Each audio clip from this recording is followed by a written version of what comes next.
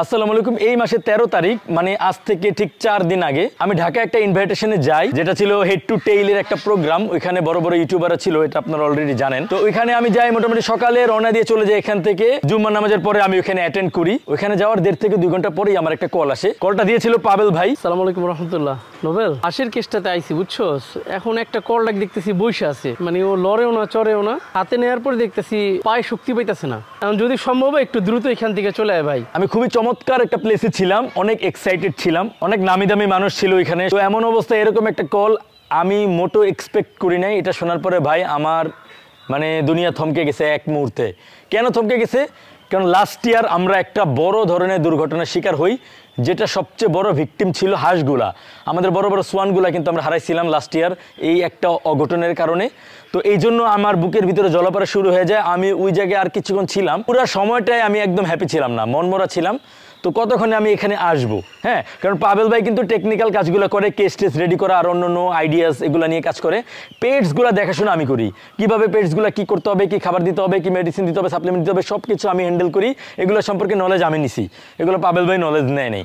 তো পাবেল ভাই আমাকে বলছে যে দ্রুত চলে আসো। তো আমি চেষ্টা করছি দ্রুত আসার, যেহেতু একটা প্রোগ্রাম ছিলাম ওইটা তো অন্তত স্টার্ট হবে, তারপরে আসবো।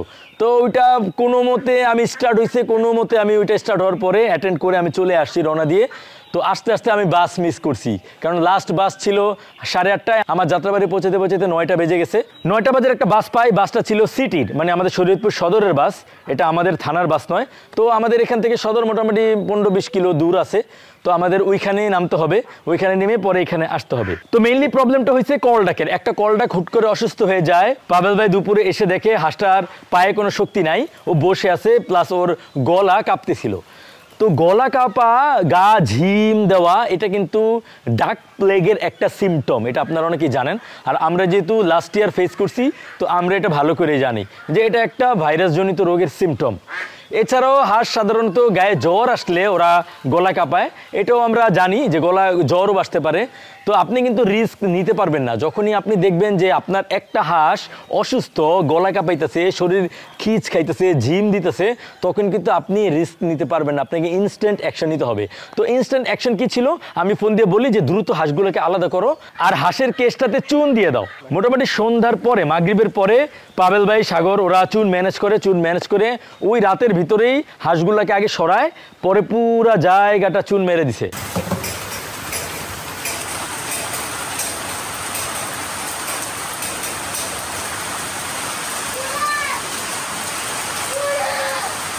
তো হাঁসগুলোকে নিয়ে যায় আমাদের উপরে যে কবুতরের কেজ ছিল, এখন তার কবুতর নাই। ওই কবুতরের কেজে সাগর, পাবেল ভাই, মিলু ভাই তারা মিলে হাঁসগুলোকে সেপারেট করে। উডডাক ম্যান্ডারিনগুলোকে এক সাইডে রাখে, কলডাকগুলোকে আলাদা সাইডে রাখে। যেহেতু মেইনলি প্রবলেমটা একটা কলডাকের হয়েছে, তো কলডাকের সাথে কানেক্টেড থাকে। কলডাক কিন্তু অন্য হাঁসের সাথে খুব একটা কাছাকাছি যায় না, কলডাকগুলো সবসময় আলাদা থাকে। তো কলডাকগুলোকে নিয়ে একটু রিস্ক বেশি ছিল, এই জন্য আমরা কলডাকগুলোকে আলাদা একটা কেজে রাখি। ওই দিন আমি বাসে করে আস্তে আস্তে সদরের কাছাকাছি পৌঁছতে আমার প্রায় 11টা প্লাস, 11:30টার মতো বেজে যায়। আর ওই টাইমে পাবেল ভাই শরীয়তপুরে ছিল। যেহেতু আমি একটা গেস করছি যে ডাক প্লেগ বা ভাইরাসজনিত কোনো প্রবলেম হইতে পারে, তো একটু ওষুধ সাপ্লিমেন্ট আমাদেরকে এনে রাখতে হবে। তো একটু হাই পাওয়ারফুল ওষুধগুলো আমাদের থানাতে পাওয়া যায় না, উপজেলায় পাওয়া যায় না, আমাদের শহরে যে ভেটেরিনারি শপগুলো আছে এগুলোতে পাওয়া যায়। তো পাবেল ভাই ওই রাতেই ঠুন মারার প্রসেসটা স্টার্ট করে পাবেল ভাই চলে যায় শরীয়তপুরে, কারণ ওইখানে কিন্তু দোকানগুলো আবার বন্ধ হয়ে যাবে, তো একটু আগেই যেতে হবে। তো পাবেল ভাই ওখানে চলে যায়। পাবেল ভাই ওখানে সব কিছু নিয়ে আমার জন্য ওয়েট করে, কারণ আমি আসতেছিলাম সদরে। তো সদর থেকে 2 ভাই একসাথে চলে আসবো। এর মধ্যে প্রবলেম ছিল ভাই বৃষ্টি। ওরে বৃষ্টি রে ভাই, ঢাকা থেকে আসছি, বাসের ভিতরে ছিলাম, প্রচুর বৃষ্টি, এইদিকেও প্রচুর বৃষ্টি ছিল। এই বৃষ্টির ভিতরে সাগর, পাবেল ভাই সব কাজগুলো করছে, মিলু ভাই, হ্যাঁ, এক একজনের ঠান্ডা লেগে যাওয়ার মতো অবস্থা। পাবেল ভাই ওই বৃষ্টির ভিতরে ভিজে ভিজে শরীয়তপুর গেছেন, হ্যাঁ। তো আর আমিও আইসা নামছি, তখনও বৃষ্টি পড়তেছিল। ওই বৃষ্টিতে আমরা অনেকক্ষণ ওয়েট করছি, প্রায় আধা ঘন্টা আমরা ওয়েট করছি বৃষ্টি যাতে থামে। তো আধা ঘন্টা ওয়েট করার পরে কোনো লাভ হয় নাই, বৃষ্টি থামে নাই। তো ফাইনালি বৃষ্টির মধ্যেই পাবেল ভাই আমি ওখান থেকে চলে আসি। মোটামুটি এখানে আস্তে আস্তে 12টা বেজে গেছে। এখানে আসার পরে আরও বাজে একটা অবস্থা পাইছি, আইসে দেখি কারেন্ট নাই। হ্যাঁ, ওই দিন সারাদিনই কারেন্ট নাই, ঝড় বৃষ্টি শুরু হয়ে গেছে। এই যে কারেন্ট যে গেছে, কারেন্ট আর আসার কোনো নামই নাই। ওই রাত্রে আর কারেন্ট আসেই নাই। এমনি আমি একটা প্রোগ্রামে গেছিলাম, মোবাইলে চার্জ শেষ, ভিডিও করতে করতে চার্জ শেষ, বাসায় সব ফোনের চার্জ শেষ, সারাদিন কারেন্ট ছিল না। তো ভিডিও তো দূরের কথা, একটা যে লাইট জ্বালায় আমি আমার পোষা প্রাণীগুলোকে দেখবো সেটাও হইতেছিল না। যাই হোক, আমার ফোনে অল্প কিছু চার্জ আসছিল, প্লাস আমাদের একটু লাইট ছিল, লাইট দিয়ে আমরা সব কিছু ঠিকঠাক আছে কিনা আমি চেক করে দেখলাম। আলহামদুলিল্লাহ দেখলাম সবগুলো হাঁস ঠিক আছে, কোনো প্রবলেম নাই। এরপরে আমি ঘুরে ঘুরে অন্য পোষা প্রাণীগুলোকেও দেখলাম, কিন্তু খুব বেশি টেনশন হইতেছিল। পাবেল ভাই যে ওষুধ সাপ্লিমেন্টগুলো নিয়ে আসছে ওগুলোকে আমি আপাতত হোল্ড করছি, ওগুলোকে আমি এখনই দিব না। আমরা ওয়েট করতেছিলাম আর দোয়া করতেছিলাম আল্লাহ আর কোনোটার ভিতরে যেন কোনো সিমটম না আসে। যদি সিমটম আসে তাহলে হয়তো বা সাপ্লিমেন্টের দিকে যাব। তো ওষুধগুলো এখন আমার কাছে আছে, ইনটেক করে আছে, আমি ইউজ করি নাই। আজকে 4 নাম্বার দিন। আমি গতকালকে কিছু হাঁস পুলে ছাড়ছি, একটা ম্যান্ডারিন, একটা উডডাক এরকম করে ছাড়ছি। তো ছেড়ে আমি একদিন ফলো আপে রাখছি যে কি হয়। তো একদিন থাকার পরে দেখলাম যে সব ঠিক আছে, আলহামদুলিল্লাহ ওকে আছে। তো এই জন্য আমরা চিন্তা করছি যে আজকে বাকি সবগুলো হাঁসকেও আমরা হাঁসের পুলে ছেড়ে দিব। তো চলেন যাই, আমরা হাঁসগুলোকে হাঁসের পুলে ছেড়ে দিই। আমাদের হাঁসগুলোকে এখন আমরা আপনাদেরকে দেখাবো, চলেন যাই। যেদিন আমাদের কলডাকটা মারা যায় তখন আমি বুঝতেছিলাম না যে কীভাবে কী করবো, নোবেলও ছিল না। এই জন্য আমি, সাগর, মিলু ভাই সবাই মিলে কোনোরকমভাবে 3 তলাতে আমরা ওদেরকে এইভাবে উঠাই। আর ওরা আজকে 4 নাম্বার দিন, 4 দিন ধরে ওরা এখানেই আছে। আর ওদের দেখে আলহামদুলিল্লাহ সবাইকে এখন ফ্রেশ এবং সুস্থ মনে হইতেছে, ভালো মনে হইতেছে। আর ওরা আগেও ভালো ছিল, কিন্তু হঠাৎ করে কলডাকটা যখন মারা যায় তো আমি ঘাবড়ে যাই। আর আমি নোবেলের সাথে কথা বলি যে কী করবো, তখন নোবেল বলে যে ভাই আলাদা করে ফেলো। এই জন্যই আলাদা করা। এখন আমরা 4 দিন ধরে ওদেরকে দেখতেছি, সব কিছু মিলে দেখতেছি, আলহামদুলিল্লাহ ওরা ভালো আছে। এখন আমরা ওদেরকে ওদের যে হাঁসের পন্ড আছে ওই পন্ডে আমাদেরকে নিয়ে যাবো আর ওইখানে ছাড়বো ইনশাল্লাহ। আমাদের ম্যান্ডারিন উডডাকগুলোকে আমরা এই সাইডে রাখছি, আর আমাদের কলডাকগুলোকে আমরা এই সাইডে রাখছি। এই যে দেখেন, এখানে আমাদের কলডাকগুলো আছে আর আমরা ওদেরকে পেয়ারে পেয়ারে রাখছি। এই যে দেখেন, মোটামুটি এখানে মেল ফিমেল করে রাখছি। এখানে শুধুমাত্র একটা মেল, 2টা ফিমেল, আর অন্য জায়গায় মেল ফিমেল। হ্যাঁ, এই যে মেল ফিমেল, এই যে মেল ফিমেল, এই যে এই সাইডেও, এই যে এই সাইডেও, এইসব জায়গায় মেল ফিমেলগুলো আছে। হ্যাঁ, ও হলো আমাদের সাগর, ও অনেক পরিশ্রম করছে এগুলাকে সেভ করার জন্য। তো পাবেল ভাই ম্যান্ডারিন উড্ডাগুলোকে ধরতেছেন। তো এটা হলো আমাদের গোল্ড ম্যান্ডারিন, এটা। আচ্ছা, হ্যাঁ, এখান থেকে 2টা নিয়ে নাও। ওদেরকে যখন আমি এই কেজে রাখছি তখন ওরা অস্থির হয়ে গেছে বের হওয়ার জন্য। কোনো রকমের অ্যাক্সিডেন্ট যেন না হয় এই জন্য আমি আবার দড়িতে প্রত্যেকটা কেজ বেঁধে দিছি। ওদের মধ্যে কিছু আছে না ফ্লাই করে, এজন্য আবার এরকম দড়ি দিয়া ওদেরকে লাগাই দিতে হয়েছে, কারণ ওরা লাফালাফি করে। আর আমাদের এই যে মুরগির বাচ্চাগুলো একটু দেখায়নি, এগুলো এটার ভেতরে আছে। এই পাশ দিয়ে দেখাতে হবে।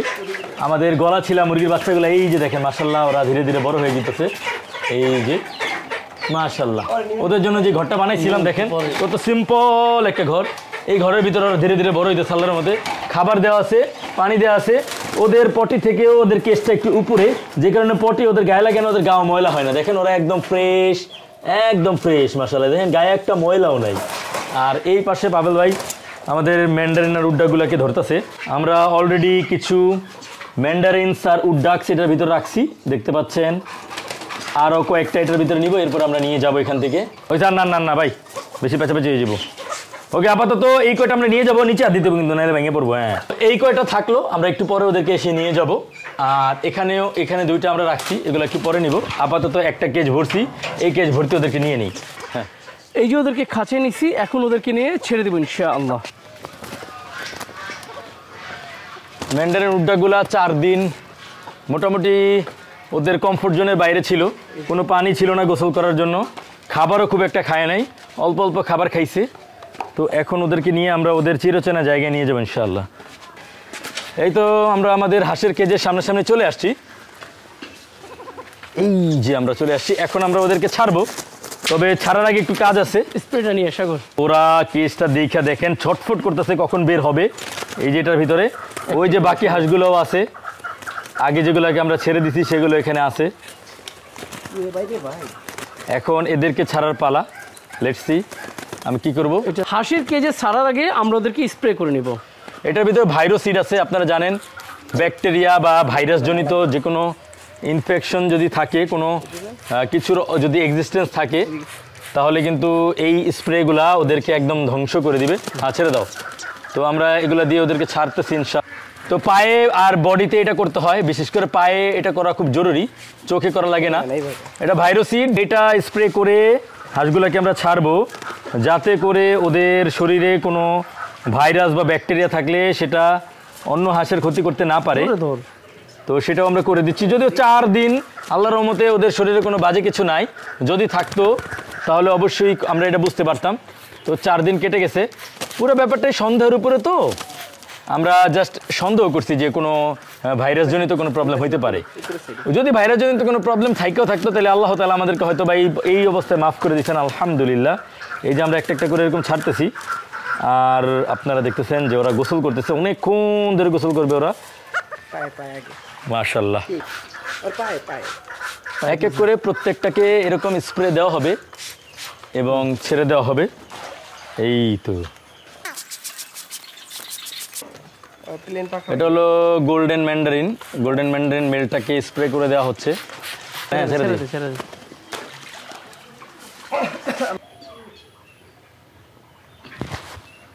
4 দিন পরে পানি পেয়ে একদম খুবই আনন্দিত। এক একটা পানির ভেতরে গোসল করে সেই এনজয় নিতেছে, সেই ফিল নিতেছে। মাশাআল্লাহ, দেখতেও খুব সুন্দর লাগতেছে। তো আরও কিছু হাঁস পাবেল ভাই নিয়ে আসছে, এগুলা কলডাক এবং উডডাক আছে, এখানে ম্যান্ডারিন আছে। এখানে মেনলি উডডাক, ম্যান্ডারিন, কলডাকগুলো আছে। এই যে এটা একটা কলডাক।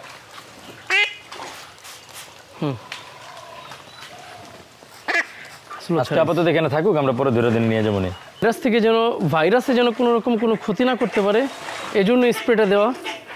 হেফাজত করার মালিক আল্লাহ তাআলা, আল্লাহ তাআলা ওদেরকে হেফাজত করুক, এইটাই প্রথম কথা।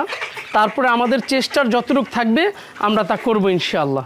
যেহেতু আলহামদুলিল্লাহ এই সিজনে আমরা মোটামুটিভাবে কলডাক পাইছি, আমাদের প্ল্যান আছে আমরা ওদের জন্য কলডাকের জন্য আলাদা একটা হাঁসের সেটআপ বানাবো ইনশাআল্লাহ। এইটাও আপনারা খুব দ্রুত দেখতে পারবেন আল্লাহর রহমতে। কলডাকটা যেদিন মারা যায় ওই দিন আমি অনেক আতঙ্কে ছিলাম।